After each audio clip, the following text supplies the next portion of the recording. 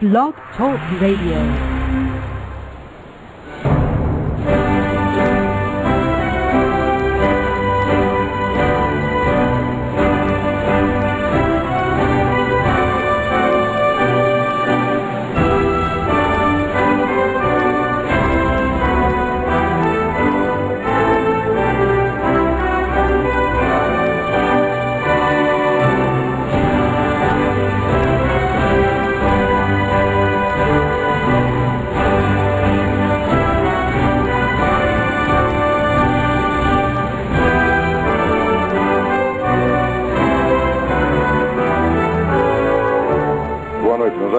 Estamos aqui de volta. Como sempre, começamos invocando a Santíssima Virgem Maria e o Santo Padre Pio de Pietrelcina, para que roguem a Deus que nenhuma injustiça se cometa nesse programa. Eu lembrar aqui a vocês o curso de Filosofia da Ciência, parte 1, que será proferido aqui por mim em Colonial Heights, Virgínia, de 10 a 15 de maio de 2010. Contatos e informações com o misterioso Sr. Eduí. Telefone 041 9974 4443 ou 041 3527 0987 ou pelo e-mail edui.ferro@uol.com.br. Também aqui a partir de março, o meu filho Luiz Gonzaga Carvalho Neto, o Gugu, está ministrando um curso que será uma leitura comentada do livro De Anima, sobre a alma, de Aristóteles. Contato e informações com Lucas Ramos Leandro, no telefone 013 8811 9387 ou pelo e-mail lucasleandro@uol.com.br.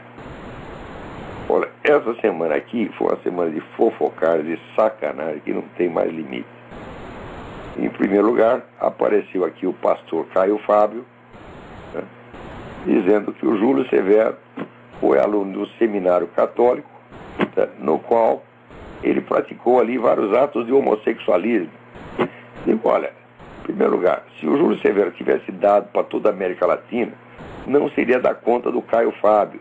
Eu, por exemplo, se alguém me vier aqui e dizer, olha, o Caio Fábio deu pro Lula, deu pro Zé Serra, tá certo?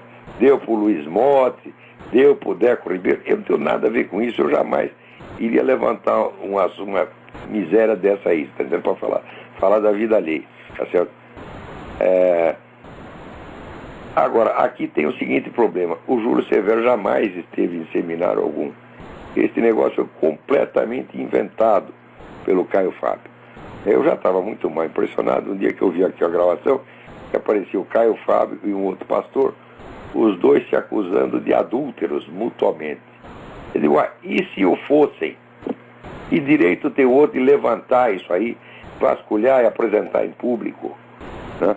Existe um versículo de São Paulo, eu não sou desses caras que guarda número de capítulo e versículo na cabeça, mas tem um em que São Paulo, apóstolo, explica o seguinte: os mandamentos, não roubarás, não matarás, não cometerás adultério, nem isso, mas aquilo lá, tudo isso é expressão do segundo mandamento, que é ama teu próximo como a ti mesmo. Isso quer dizer que todos esses mandamentos têm que ser interpretados segundo o amor ao próximo. Tá certo? Eles não têm validade em si mesmos, separados do amor ao próximo. Separados do amor ao próximo, eles se tornam pecados, crimes, abominações. E são estes os mandamentos, separados do segundo, que essa turma toda no Brasil está praticando. Tá certo? Então, nós estamos aqui preparando uma surpresa para essa gente, para todos esses sepulcros caiados, tá certo? Que eles vão tremer nos alicerces quando a gente soltar isso aí, vocês vão ver. Não é nem uma denúncia de fofocar de vida particular, não é coisa séria, tá certo? É uma chamada no saco que vocês jamais vão esquecer. Tá certo? Não posso ainda revelar o que é, mas com o tempo vocês saberão. Então é o seguinte, o Júlio Severo jamais esteve em seminário algum, tá certo? O Caio Fábio está inventando coisa. Então olha aqui, está um recadinho pro Caio Fábio. Caio Fábio, eu te dou 2 semanas para você pedir perdão ao Júlio Severo por inventar coisa da vida dele, tá certo? Ou então aqui eu vou, vamos dizer, oficialmente declará-lo aqui no meu programa um filho da puta, tá certo? Ponto final, tá certo?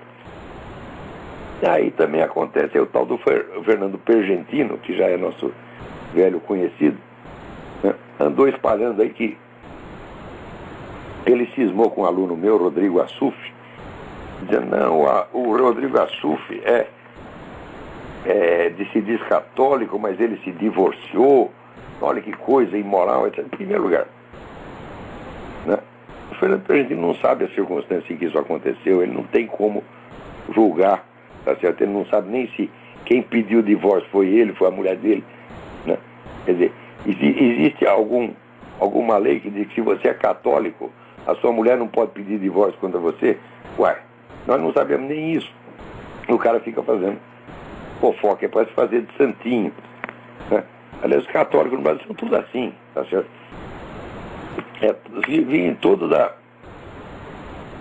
exploração dos 8 mandamentos a partir do 3º, e nunca interpreta a coisa segundo o amor ao próximo. Ao contrário, usa aquilo como porrete, como arma, como gazua para ganhar dinheiro, tá certo? Ou como ferramenta de autopromoção, né? Daí, naturalmente, o Rodrigo respondeu para eles, olha aqui, meu filho, por que você não vem aqui que nem homem dizer isso para mim? O Pergentino responde, lá na minha terra, a gente como você, a gente responde a bala. Quer dizer, já é uma ameaça de morte. Puta que pariu. Mas esse Pergentino não é nem... O que nós vamos fazer com ele? Né? Nesses casos, eu já não costumo receitar supositórios explosivos, tá certo? Mas ninguém segue a minha receita, porra. Esse Fernando Pergentino é o sujeito que disse até que eu sou um cafetão. Vê se pode, tá certo? Agora, ele deve ter razão, porque isso aí deve ser verdade, gente, porque ele deve ter obtido essa informação do testemunho da senhora sua mãe, que trabalhou no meu puteiro por anos a fio, sendo essa a origem misteriosa do senhor Rodrigo Pergentino, do Fernando Pergentino, né? Ele, como é que sai falando essas coisas? Cafetão? Porra, o que é isso? Só se foi por essa via que você obteve a informação. Agora, na mesma semana, me acontece, olha aqui, chega aqui uma matéria da Veja, a matéria é importantíssima, sobre as Farc paraguaias, dizendo aqui, um genérico dos terroristas colombianos mata, sequestra, assalta e tenta explodir prédios públicos no Uruguai. 3 líderes do bando se escondem no Paraná. E para indignação do presidente paraguaio Fernando Lugo, o Brasil lhes concede status de refugiados. Então, o Brasil é o paraíso dos terroristas mesmo. A matéria é muito importante. Só tem o seguinte problema. Esse assunto já foi noticiado e esgotado pela Graça Salgueiro no blog Nota Latina em 2007. E a Veja nem para dizer obrigado, entendeu? Quer dizer, os casos de cópia atrasada do Mídia Sem Máscara e do Nota Latina e do site do Heitor de Paula já viraram assim, já dá uma enciclopédia, tá certo? Isso acontece a toda hora, já virou costumeiro no Brasil. E isso mostra a mentalidade criminosa da mídia brasileira. Eles são assim mesmo. Como é que vocês fazem um treco desse? E depois aqui, vai o dono lá da Veja, o Robert Chivita, né, pontificar sobre liberdade de expressão lá no encontro do Instituto Millennium, que nós vamos comentar daqui a pouco. Quer dizer, o que sabe você de liberdade de expressão, ô Chivita? Você não sabe merda nenhuma, porra. Se você soubesse, falar liberdade de expressão implica, quer dizer, o direito ao reconhecimento da fonte, porque nós, quando publicamos coisas no Mídia Sem Máscara, no Nota Latina, nós fazemos tudo com documentos de fonte primária, como se exige, mais do que em jornalismo, se exige na ciência histórica, documento de fonte primária. Nós atendemos a isso, até a isso. E todo o nosso trabalho é feito de graça. Nós temos uma coisa que nós estamos oferecendo, o serviço público que nós estamos oferecendo ao povo brasileiro, gratuitamente, pago do nosso bolso. Né? Quando todas as despesas ali, somos nós mesmos que pagamos, não estamos ganhando nada para fazer isso. Agora, jornalistas profissionais que trabalham para empresas bilionárias, que nem Editora Abril, Folha, etc, etc. E copiam a gente com 2, 3 anos, às vezes 10 anos de atraso. E nem sequer citam a fonte. Quer dizer, onde é que vai terminar isso? Quem são vocês para cobrar a moralidade do governo? Não tem moralidade nenhuma, meu Deus do céu.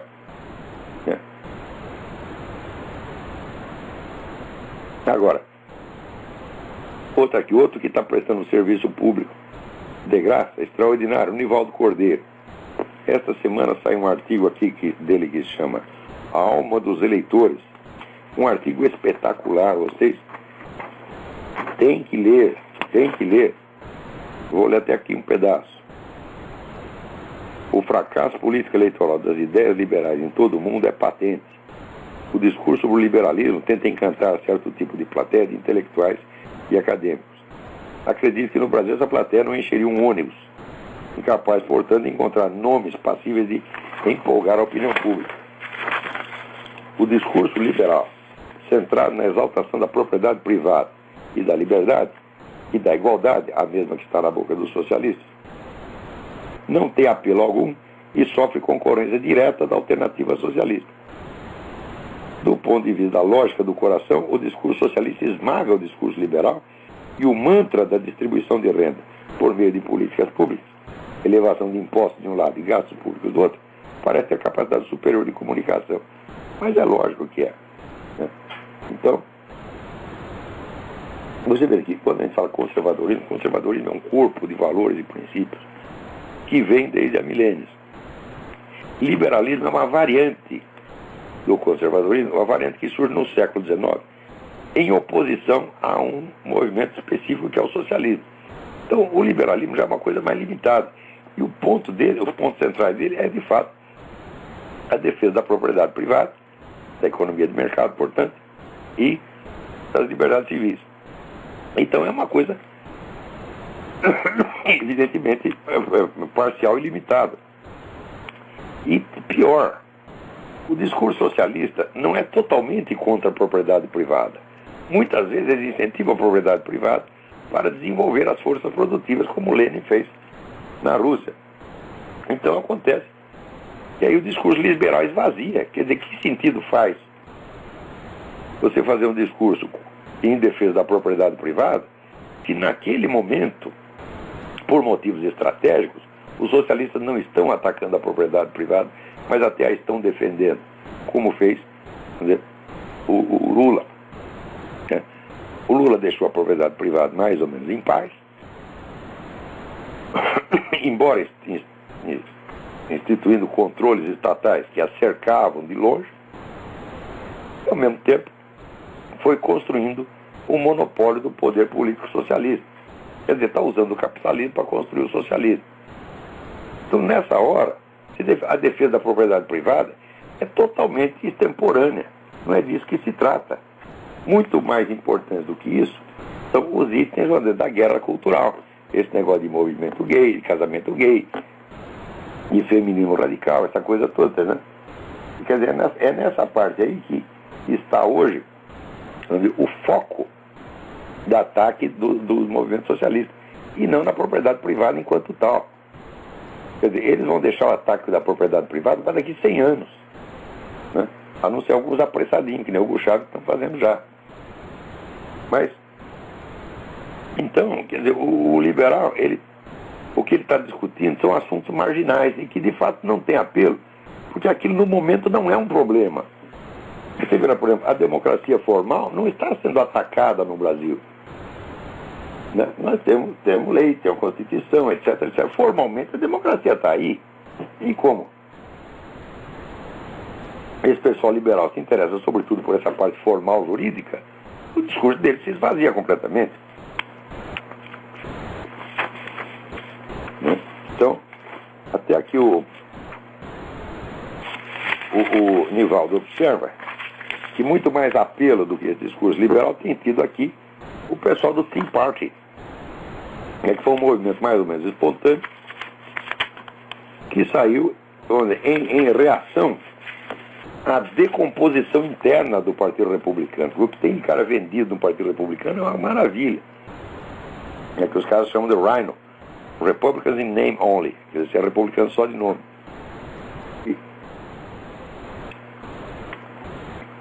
Então, o Tea Party tem alcançado um sucesso extraordinário. Até essa semana saiu aqui uma declaração declaração do Tea Party que está online para que as pessoas assinem se quiserem, né? Os americanos, evidentemente, não faz sentido para o brasileiro assinar isso. Mas os itens aqui são os seguintes. Eles dizem que os verdadeiros conservadores, eles apoiam as reduções na imigração legal, né? E o controle ou limitação dos direitos de cidadania por nascimento, quer dizer, o sujeito vê um casal do México, a mulher está com 9 meses de gravidez, atravessa a fronteira, pum, saiu o bebê ali, pronto, virou americano. É claro que é uma sacanagem, é claro que é uma fraude. E se opõe à anistia para imigrantes ilegais, especialmente do terceiro mundo. 2. Apoiam a política econômica de America First, América primeiro, e se opõem ao livre comércio, isto é, o NAFTA, etc., que está destruindo a economia americana. Aqui tem uma nota. Historicamente, os conservadores sempre se opuseram ao livre comércio, uma prática globalista que o próprio Karl Marx apoiava,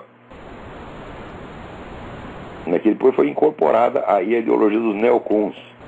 Isso é para você ter ideia do que são os verdadeiramente conservadores. Aqui nada disso se fala no Brasil.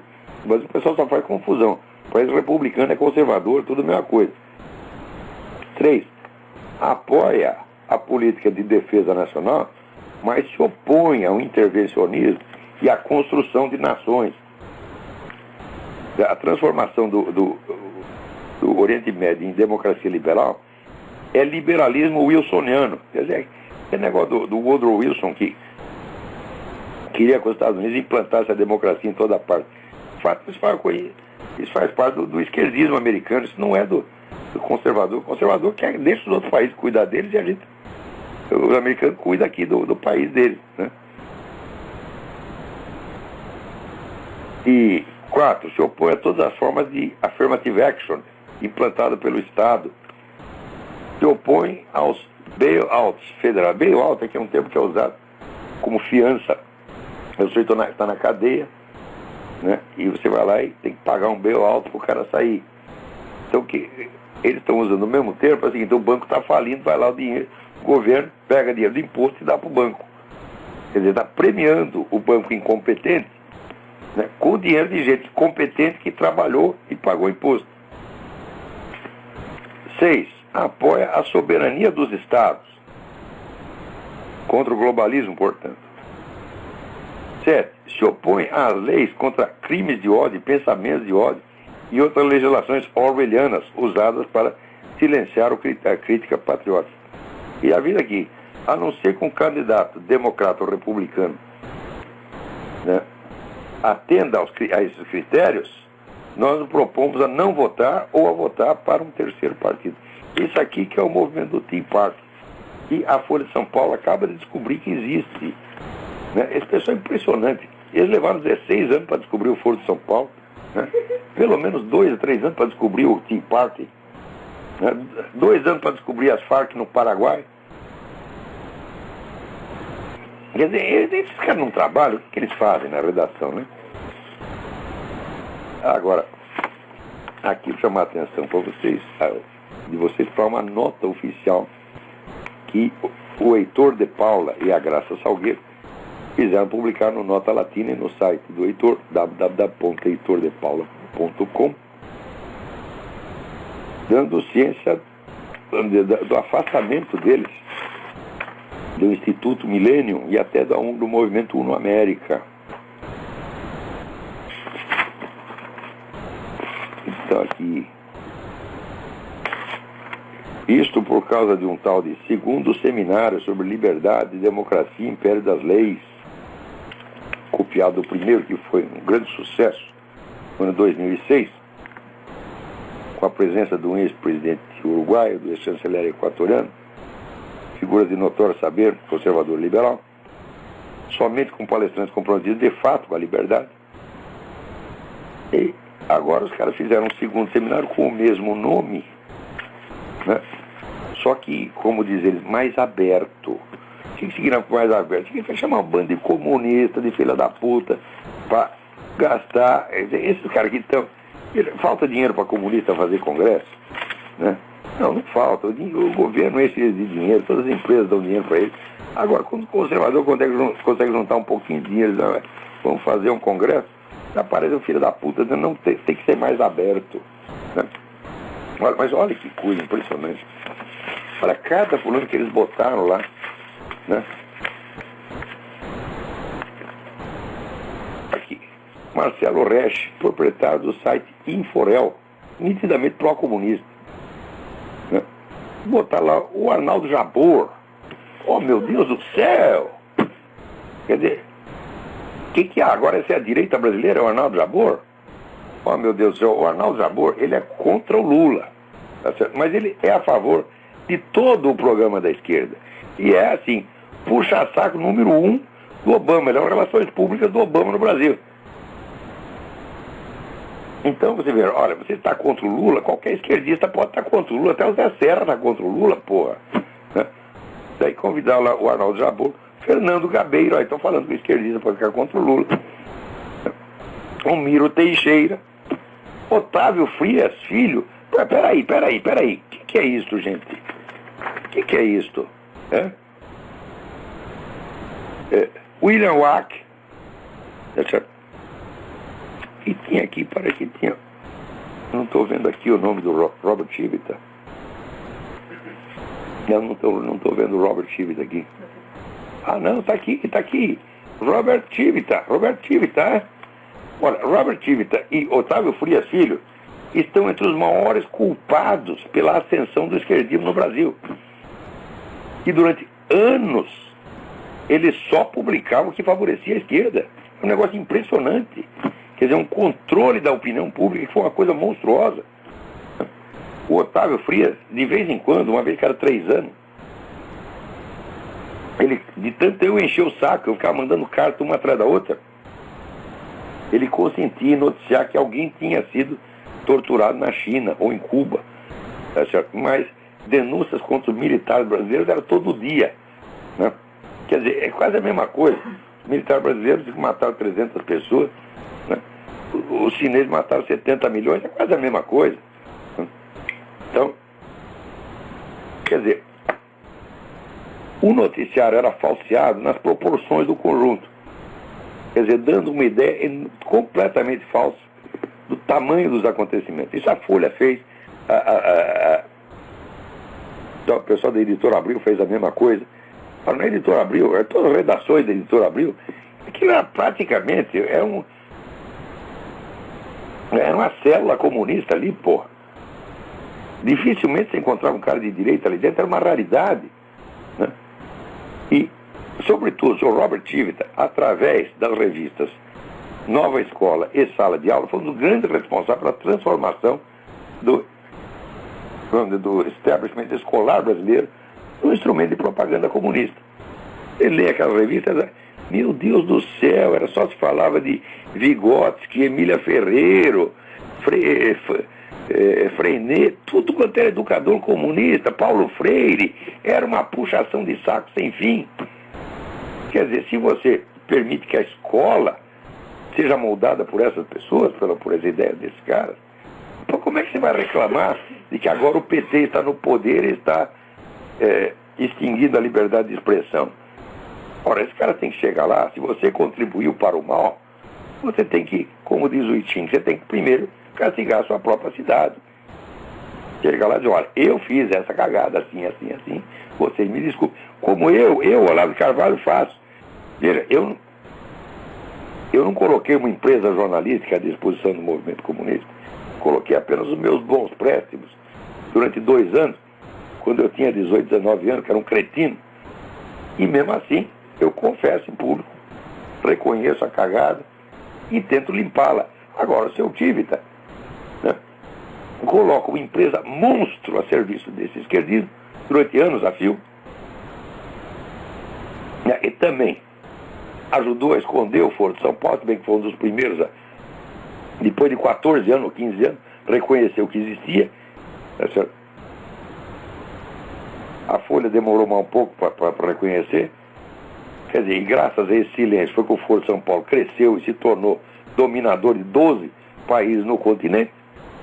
E agora eles fazem de conta que eles são apenas vítimas inocentes da situação. Né? O próprio Arnaldo Jabor. O Arnaldo Jabor não foi um militantezinho de merda da esquerda como eu fui na juventude. Não. Ele foi importante intelectual a serviço dessa gente durante 20 ou 30 anos. De repente mudou de ideia sobre um ponto ou outro, ou sobre uma pessoa ou outra. E de repente já aparece, então, como se fosse o herói da direita nacional, do liberalismo nacional. Pô, mas vocês, escuta, o que é isso, porra? Então, esse pessoal que bolou esse encontro, essa turma do Instituto Milênio, o único objetivo da vida deles, né, é afagar e ser aceitos pela esquerda, né, enternecer os corações da esquerda. É claro que esse encontro, isso aí não valeu nada, apesar da presença lá ter algumas pessoas de valor, como o Carlos Alberto de Franco, né, o Demetrio Magnoli, que não é um cara da direita, é um homem da esquerda também, continua sendo um trotskista. O Denis Rosenfield, que jamais se define como de direita ou conservador, que é apenas um crítico do PT. Né? E, enfim, o Reinaldo Azevedo. Então, o que é isso, minha gente? Isso aqui é um encontro de centro-esquerda, financiado aqui por, olha aqui, a Academia Brasileira de Filosofia. A Academia Brasileira de Filosofia não pode financiar nada, coitada, é só dar o nome. Aliás, é uma instituição de merda que não tem um filósofo lá dentro.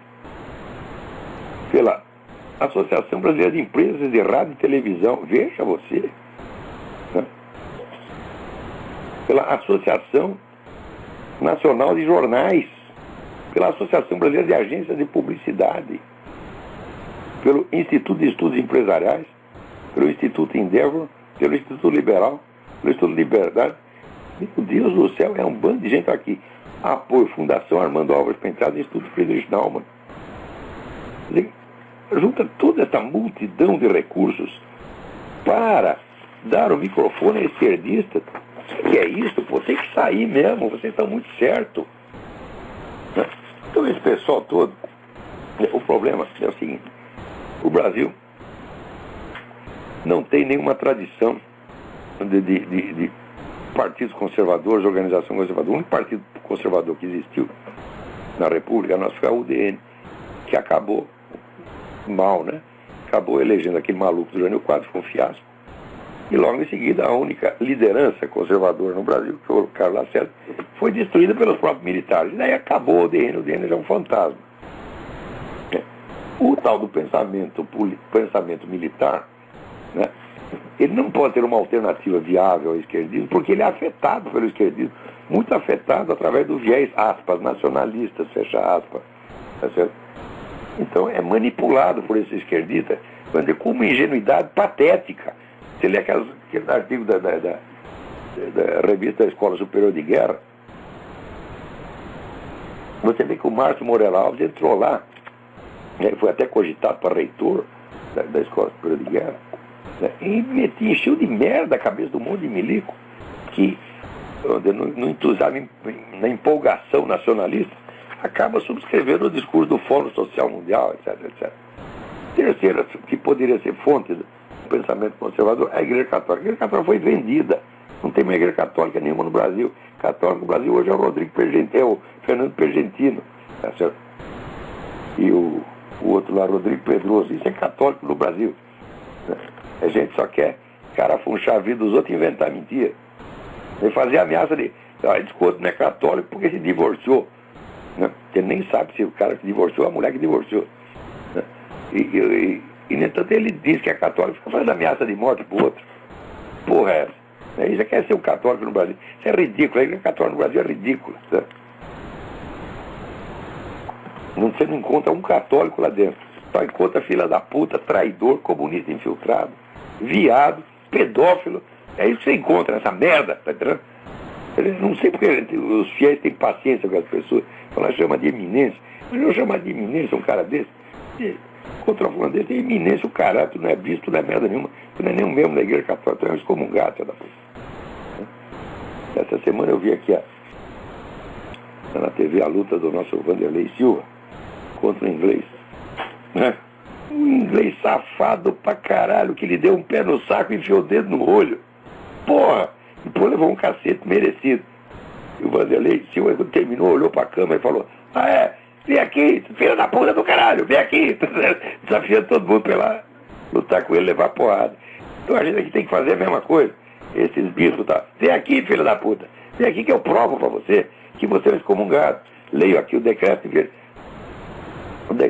Pio XII, confirmado pelo próprio João 23, dizendo que quem quer colabora, ajude uma instituição comunista, o Partido Comunista, o governo comunista, está automaticamente excomungado. Vocês estão todos excomungados. Não aceitem essa gente, você é um fiel católico. Não aceitem, não colabore com essa farsa. Eu não estou falando da vida particular do bispo. Ah, o bispo arrumou uma amante, o bispo é pedófilo. Não, eu não entro. Se eu for pedófilo é crime, a gente tem que denunciar. Se o bispo tem um amante, o bispo deu o cu. Eu não tenho nada a ver com isso. A gente tem que defender a integridade da imagem das pessoas, mesmo quando são nossas inimigas. Tem que preservar a vida pessoal dos sujeitos, porque isso é um requisito essencial do amor ao próximo. Mesmo esses filhos das putas, nós temos o dever do amor ao próximo. Então nós podemos criticar as atitudes públicas, as atitudes políticas deles, mas não podemos carafunchar a vida pessoal, isso é muito feio. Isso é uma violação direta do segundo mandamento, que os caras nunca aprenderam. Nunca aprenderam, porque a educação doméstica no Brasil, já a mãe começa a ensinar o cara a ser filha da puta, mentiroso, safado e fofoqueiro desde pequenininho, tá certo? Então, não aceitem isso. Quando chegar um bispo desse, um cardeal desse, mandar merda, fala que tu não é autoridade nenhuma, tu não é sacerdote, tu não é nenhum membro da igreja. É você com toda a tua santidade, né? Não é membro da igreja. Agora nós aqui, meu filho, aqui não tem santo nenhum. Aqui só tem bandido, cafetão, puta, viado, tá certo? Mas é o seguinte, nós não mentimos e nós não escarafunchamos a vida pessoal das pessoas para difamar ninguém. Agora, aqui, outra notícia. Aqui, o Dr. Phil Jones saiu no Newsmax. Sabe quem é o Dr. Phil Jones? É aquele climatologista que foi pego de calça na mão no caso dos e-mails, né? Quer dizer, ele ali admitindo que tinha falsificado, admitindo em privado, lembra? Os cupinchas dele, né? Tinha falsificado dados para dar a ideia do aquecimento global por causa humana. Agora ele mesmo, né, como já foi denunciado, já está passando mal vergonha, agora ele está admitindo que de fato, parece que na Idade Média a temperatura foi mais quente do que agora. Ou seja, o aquecimento global foi na Idade Média, porra. Caralho. Né? Mas o cara só confessou isso depois que espremeram ele. Esse problema da fraude científica, eu estou dizendo para vocês, hoje a fraude científica é institucional. É normal. Por quê? Os caras trabalham, por exemplo, na área de pesquisa médica. Quem financia a pesquisa médica? É a indústria farmacêutica. Quem é a indústria farmacêutica? É a família Rockefeller. O que é a família Rockefeller? É o CFR, o Council on Foreign Relations. O que é o Council on Foreign Relations? É o globalismo estabelecido. Então, todo mundo tem que trabalhar para o globalismo. E é isso que o cientista faz. Quer dizer, para que os caras inventavam esse negócio de aquecimento global? Porque, se tem aquecimento global, nós temos que ter um controle global do clima. Isso não pode ser feito em escala nacional.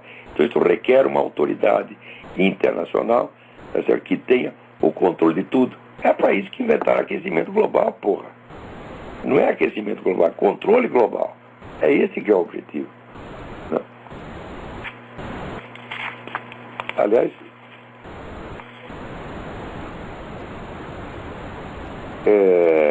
também na mesma semana, né, saiu até a Folha de São Paulo, noticiou que um cientista aqui, Anthony Watts, diz que o famoso relatório da ONU, ele sistematicamente excluiu os dados de temperatura de estações rurais e de altitudes e latitudes mais altas, e tende a ser mais fria. Claro, ser corrido mais fria, sobe mais quente, e daí fica o aquecimento global mesmo, né? Porra, é claro, se você descontar onde está frio, sobe só onde está quente, por definição. É isso. Agora aqui, a minha amiga Ana Prudente me manda uma entrevista da Dilma Rousseff, que saiu na Folha de São Paulo, e diz o seguinte, olha aqui, desta vez ela admite que mentiu para a própria Folha de São Paulo no ano passado, quando categoricamente afirmou que nunca treinou no exterior e que jamais pegou em armas. Aqui ela diz que teve treino militar, mas não de guerrilha. Ora, se não foi oficialmente nas Forças Armadas do Uruguai, e não foi treino militar subversivo de guerrilha, só pode ter sido treinamento terrorista, da mesma forma como os talibãs treinam nas montanhas do Afeganistão. E ela ainda diz que mentiu para não envolver o país vizinho, o Uruguai. Ora, porra, peraí. Agora que ela é candidata à presidência, agora essa declaração envolve muito mais o Uruguai do que, né, um ano atrás. Agora não é ninguém. Se você não quis envolver o Uruguai naquela ocasião, o que pode envolver agora? Meu Deus do céu, isso é um bando de mentira. Olha, a carreira dessa dona Dilma é carreira de bandida mesmo. Mas eu acho que ela ganha essa eleição, porra. Os caras têm o controle de todos os meios, tem sobretudo.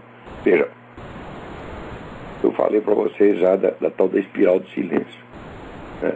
Mais tarde eu vou escrever alguma coisa dando mais detalhes. Mas a teoria da espiral do silêncio se baseia numa observação de Alexis de Tocqueville, que no livro dele sobre a história da Revolução Francesa, ele se pergunta como foi possível que a população francesa, que era maciçamente católica, se tornasse anticatólica em tão breve tempo, como aconteceu durante o século XVIII. E ele observa que o fator decisivo ali foi o silêncio da Igreja Católica. Os católicos não quiseram defender a Igreja. Se fizeram de superiores. Olha, quando o cara se faz superior, quer dizer, significa o seguinte: quando o cara começa a dizer, o que vem de baixo não me atinge, quer dizer que foi atingido. Né? O sujeito sentou no formigueiro e está lá dizendo que vem de baixo não me atinge. Tem uma hemorroida e diz que vem de baixo não me atinge. Levou um pé no saco e diz que vem de baixo não me atinge. Tá certo? Quer dizer que foi atingido sim. Foi atingido e está com medo. Então se faz de superior e fica quieto. Tá certo? Então a igreja fez isso, a igreja francesa fez isso no século XVIII. Por quê? Porque aqui, os clubes de debate que foram os criadores da moderna noção de opinião pública, né? Os clubes de debate criaram uma instância, né, judicial sem poder de prisão, não podia mandar ninguém para a prisão, mas podia expor o sujeito à execração pública. Tá certo? Então, esse poder acabou se mostrando mais eficiente do que o próprio sistema judiciário então vigente. Então, como eles foram inoculando na cabeça das pessoas a ideia de que é feio ser católico, os próprios católicos se inibiram de defender e ficaram quietinhos. Resultado, em breve tempo, a coisa, o vento mudou de direção. Estava a favor da igreja, ficou contra. O que a Igreja Católica fez no século XVIII é a mesma coisa que a direita brasileira faz hoje. Fica quieto, não se defende, deixa cuspir na cara. Por exemplo, esse pessoal do Instituto Milênio, não, nós temos que manter aqui um nível alto e ter, né, fazer aqui um encontro mais aberto e afagar os esquerdistas, tratá-los com urbanidade, tratá-los com deferência e polidez, não atacá-los jamais. Apenas aqui defendemos ideias, defendemos a economia de mercado, defendemos a democracia, a ordem democrática, etc, etc. E, ora, enquanto isso, os caras te acusam de tudo. Qualquer candidato que você elege para qualquer coisa, eles vão lá e caçam, como estão fazendo com o Kassab. Eles invadem as suas propriedades, eles queimam os seus bens, tá certo? Eles te acusam do diabo e te põem na cadeia, tá certo? E você, fingindo que não foi atingido, né? Não, nós temos aqui que manter o diálogo em nível alto, etc. Foi o que a igreja fez no século XVIII. E por isso teve a Revolução Francesa. Né? Então o que vocês estão chamando, vocês estão convocando atos de violência. Como dizia aqui com muita razão, né, o ex-secretário de Defesa, Donald Rumsfeld, a fraqueza atrai a agressividade. O sujeito vê que você está fraco, aí que ele quer bater mesmo. Entendeu? E é o que vocês estão fazendo. É o que essa turma de Instituto Milênio e outros institutos lá estão fazendo. E eles estão se autodestruindo, estão usando recursos financeiros extraordinários para se autodestruir. E as pessoas que estão realmente dizendo a verdade, dando a informação correta, fazendo a análise de conjuntura correta, esse eles boicotam e põem de lado, porque por ciumeira, né? O sujeito não suporta que tenha uma pessoa que saiba mais do que ele, como eu sei mais do que eles, e o Heitor de Paula sabe mais do que eles. Eles não aguentam isso. Eles querem a promoção dos medíocres, risonhos e bem comportados, como Arnaldo Jabor, Otávio Frias e outros, né? Bom, o que mais tem? Tenho que recomendar aqui para vocês um artigo extraordinário, um cidadão chamado Douglas J. Hagmann, Hagmann, no site Homeland Security US, tudo junto, homelandsecurityus.com. Procurem lá um artigo que chama From the Palaces to the Tombs. É um artigo, uma análise do complexo sistema de infiltração islâmica nas Forças Armadas e no sistema de prisões federais estaduais nos Estados Unidos. Olha, isso aqui eu já tinha ouvido extraoficialmente de um amigo meu, militar aposentado. Ele disse o seguinte: olha, os caras estão comprando tudo quanto é general, coronel. O negócio está realmente perigoso, de maneira que tem um soldado americano lá no Iraque ou no Afeganistão, né? Se ele leva um tiro, desfere um tiro, revida com outro tiro, ele é processado e sofre tudo quanto é pressão, de maneira que os comandantes estão contra. Como é que você vai vencer a guerra? É por isso que a situação americana se complica cada vez mais. Quer dizer, isso aí não resulta de uma fragilidade interna, mas de infiltração. E o pessoal da Arábia Saudita tem dinheiro que não acaba mais. Eles compram quem eles quiserem e oficialmente, né, a Arábia Saudita continua sendo aliada dos Estados Unidos. Então é isso. Um vem, né, suborna, corrompe os seus funcionários, eles usam esse golpe baixo e os americanos estão lá afagando a Arábia Saudita. Ai, o negócio tá bravo, viu? Agora está aqui o jornal Diário Espanhol El País, dizendo que uma coisa muito certa, que quem quer que seja o vencedor nas eleições de outubro, o Lula será simbolicamente o vencedor. Por quê? Virou uma concorrência de esquerdismo. Mais provavelmente vencerá a Dilma, como venceu o Lula dos brasileiros. Por quê? Porque se você elimina todos os candidatos de direita, só sobra de esquerda, então vira um campeonato de esquerdismo. E se o esquerdismo é o critério seletivo, quem vai ganhar é aquele que representar o esquerdismo da maneira mais pura e incontaminada. Então, num campeonato de esquerdismo entre Lula e Zé Serra, quem ganha? Lula. Campeonato de esquerdismo entre Lula e Dilma, quem ganha? Dilma. A Dilma até é terrorista, porra. Quer dizer, quem pode ser mais esquerdista do que o sujeito que praticou terrorismo em defesa da esquerda? Então, o Zé Serra não, ficou lá em casa, né, em segurança, coçando o saco. Falava de vez em quando um pouco mal do governo, né? Como aquele negócio do Lucas Chaves. Ele foi ser infeliz lá em Paris, né? Então, evidentemente, a Dilma personifica a esquerda muito melhor que ele. Agora, a nossa direita não quer sequer assumir que é direita, meu Deus do céu. E, pior ainda, como eu estava falando no começo, como todas as forças poderiam hipoteticamente fundamentar uma política de direita no Brasil, né, estão já neutralizadas, só sobrou um elemento, que é o pensamento empresarial. Então, tudo o que existe de direitismo no Brasil é pensamento empresarial. Agora acontece o seguinte, o planejamento empresarial, ele visa, em primeiro lugar, os próprios interesses empresariais. Então, a defesa do livre mercado, tem pessoas que defendem o livre mercado por questão de princípio, como eu, ou Heitor de Paulo, ou Graça Salgueiro, tá certo?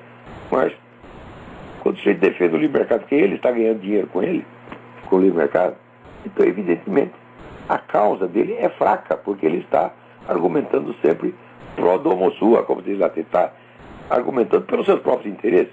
Então, essa política já entra em campo enfraquecida. Então, você vê, de um lado, você tem todo o idealismo, de fato, de milhões de militantes petistas que não tem nada a ganhar com isso. Claro que a liderança petista está lá enchendo os bolsos de dinheiro e tal, mas esse pessoal dos partidos de esquerda, a força dos partidos de esquerda não vem dessa liderança, vem de milhões de militantes que deram sua vida, seu dinheiro, seus bens, arriscaram tudo pela causa e não tem nada a ganhar pessoalmente com ela. Agora, do outro lado da direita, só quem tem projeção é quem tem a ganhar pessoalmente com a economia de mercado. Quando aparece um cara que está defendendo a economia de mercado por uma questão de princípio como eu, e que não está associado a interesses empresariais, é imediatamente boicotado. Então eu digo, esses caras não são da direita, eles são apenas burgueses.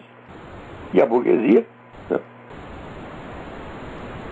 Como dizia aí o historiador francês recentemente, esqueci o nome do cara, ele dizia, a burguesia não é jamais a classe dominante. Nunca é a classe dominante. Por quê? O burguês, o empresário, é um cara, por definição, frágil. O empreendimento capitalista necessita de paz e ordem, como do ar que respira. Então a burguesia não é jamais uma classe combativa. Quem é combativo são os intelectuais, são os militares, são os estudantes, são pessoas idealistas que nada têm a ganhar pessoalmente com a economia de mercado, embora tenham algo a ganhar com a democracia.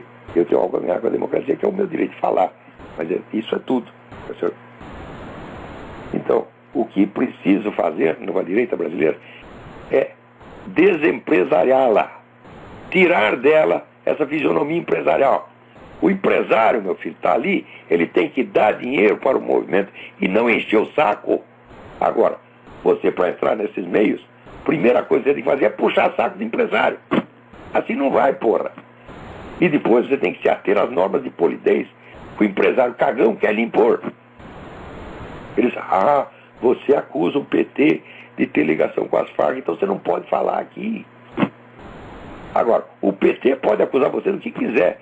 Não estão aí quase obtendo a cassação do Kassab sob a acusação de contribuições ilícitas, quando a contribuição ilícita das Farc, de narcotraficantes, a candidatura a Lula não pôde sequer ser investigada, porque aquele general de merda, generalzinho de merda, que chefiava a ABIN, foi lá e botou panos quentes, sentou em cima do inquérito e acabou o inquérito. Não pôde sequer ser investigado.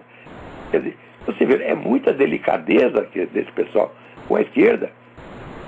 E esse pessoal empresarial tem medo de tudo. Porque qualquer coisa, o menor abalo na ordem pública, representa prejuízo para eles. Então os caras têm medo de tudo. Eles querem tapar a sua boca, botar uma mordaça, tá certo? Como diz, não, é que nem um cão de guarda que você tem. O cão é muito feroz, você tem que amordaçar ele, botar uma focinheira no bicho. Convive querendo botar em mim, porra. Então, tá entendendo por que eu, por exemplo, eu não tenho apoio empresarial? Deveria ter porque eu sei o que fazer, tá certo? Eu tenho diagnóstico correto da situação, eles não têm. Esse pessoal, veja, esses institutos todos, eles só fazem esses encontros para fim de propaganda. Eles não têm encontros permanentes para análise de conjuntura, o que é um absurdo. Quer dizer, você se reúne uma vez por ano para fazer um congresso, fazer propaganda. Eu digo, mas o pessoal da esquerda tem todo dia reunião de intelectuais para fazer análise de conjuntura. Esses caras nunca fazem. Quem fazia análise de conjuntura era eu. Né? Eu juntava o pessoal ali no negócio que nós chamamos o Grupo de Estudos Ibn Khaldun, em homenagem ao historiador tunisino, né? Que foi o primeiro sujeito que conseguiu articular de maneira racional os vários fatores da história, fator econômico, político, religioso, cultural, etc. Eu fiz a minha homenagem a ele. Tínhamos lá um grupo, e o grupo estava fazendo maravilhosa análise de conjuntura todo mês, tá certo? E parou por quê? Por falta de dinheiro, não tínhamos como trazer as pessoas. Então, se é para fazer um estudo sério, não tem dinheiro, não tem ajuda. Tá certo? Agora, se é para fazer essa merda que o Instituto Milênio está fazendo, que é só propaganda, que é só afago na cabeça do esquerdista, aí tem dinheiro. Por quê? Porque isso não ofende o PT. Ninguém quer ofender o PT. Então, assim, se há uma recusa de lutar, meu filho, você entra no ringue e diz, eu não vou bater nele. Então o outro vai bater em você. É exatamente o que está acontecendo. Veja o que fizeram com o Collor. Os crimes do Collor, o crime do Collor foi dar um Fiat Elba para não sei quem. E isso foi tudo que se comprovou. E o Mensalão? Quer dizer, o Fernando Collor, comparado, que é um bom filho da puta, eu não nego que seja um filho da puta, né? Não votei nele, não tenho nada a ver com ele, que é aquele se dane, tá entendendo? Mas comparado com o Lula, ele era a Madre Teresa de Calcutá, porra. Veja, ele tem algum filho que nem o Lulinha, né? Que era guarda de zoológico, meu Deus do céu. O sujeito ficava lá conversando com o macaco. Era o serviço dele, né? O macaco cagava ali no lugar errado. Não, meu filho, não faça isso. Esse era o serviço dele, porra. Não passa 2 anos, o cara está bilionário. Que milagre é esse? O Collor tem algum filho assim? Tem alguma mãe assim? Um parente assim? Não, não tem. O parente que ele conseguiu, os parentes que fizeram a desgraça dele mesmo, né? Quer dizer que não estavam ganhando dinheiro, se tivesse, né? Estariam satisfeitos. Então, quer dizer, com essa direita, isso é a direita que a esquerda pediu ao demônio. Agora, quem está fazendo um trabalho sério, como eu, Graça Salgueiro, Heitor de Paula, não, eles só tem boicote, porque todo mundo não. Esses aí são muito ferozes, eles mordem as pessoas, eles atacam. Onde já se viu atacar quem nos ataca? Que coisa mais feia, nós temos que virar a outra face. Ora, porra. Aí eu me lembro do delegado Sivuca, que uma vez estava falando aquele negócio de bandido com bandido morto. E ela levanta-se uma senhora e diz, mas Jesus mandou voltar a outra face. Bom, isso é o cinismo, porque Jesus, quando disse isso, ele estava amarrado. Preste atenção.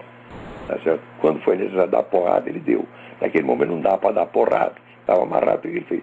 Virou a outra face. Como que ele diz, você é valentão mesmo? Bateu nessa, mas agora bate na outra. Foi esse o sentido da coisa. Não é que você tem que apanhar quietinho e se oferecer para apanhar mais. Não é isso, meu Deus do céu. Essa interpretação é uma blasfêmia. Mas a mulher se levantou e disse, mas Jesus mandou voltar a outra face. Daí o delegado respondeu o seguinte, minha senhora, é uma posse sexual violenta por via vaginal chamada estupro. A posse sexual forçada por via anal chama-se atentado violento ao pudor. Se a senhora sofrer estupro, a senhora volta a outra face.